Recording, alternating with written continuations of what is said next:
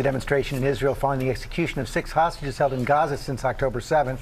The protesters are demanding a ceasefire, but Israeli Prime Minister Benjamin Netanyahu is standing firm, arguing that making concessions now would send the wrong message to Hamas.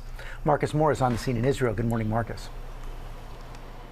Well, George, good morning. Pressure is mounting on Prime Minister Netanyahu and the government to accept a ceasefire and a hostage release deal, but he is not budging. And once again last night, we saw sadness and frustration in the streets of Israel. Overnight, anger towards Benjamin Netanyahu filling the streets of Israel. Large protest outside the Prime Minister's residence in Jerusalem for a second night after 6 hostages were murdered by Hamas in the Gaza Strip.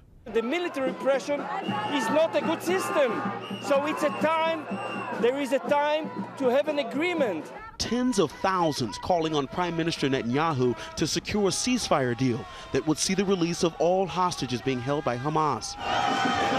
In the crowd, 6 symbolic coffins carried representing the 6 who were killed.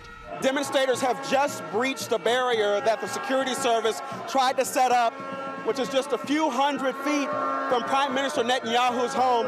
And steadfast on their insistence for a ceasefire deal, Hamas now warning against further military rescue missions from Israel, saying hostages will return, quote, inside coffins.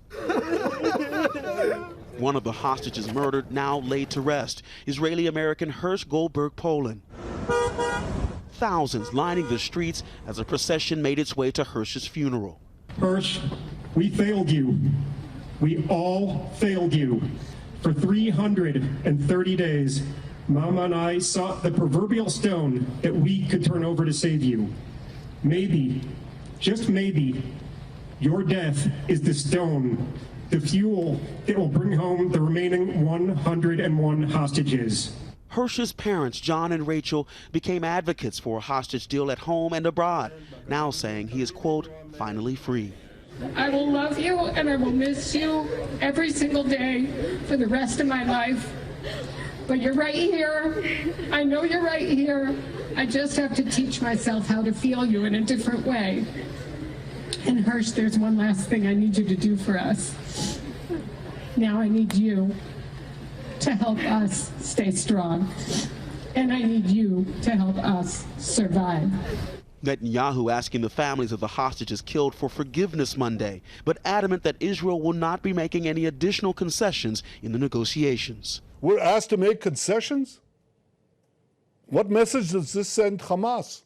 It says, kill more hostages.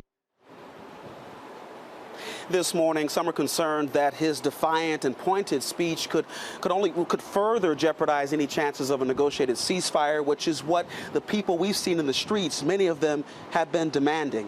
And Michael, more demonstrations are planned across Israel tonight. All right, Marcus, thank you so much for that.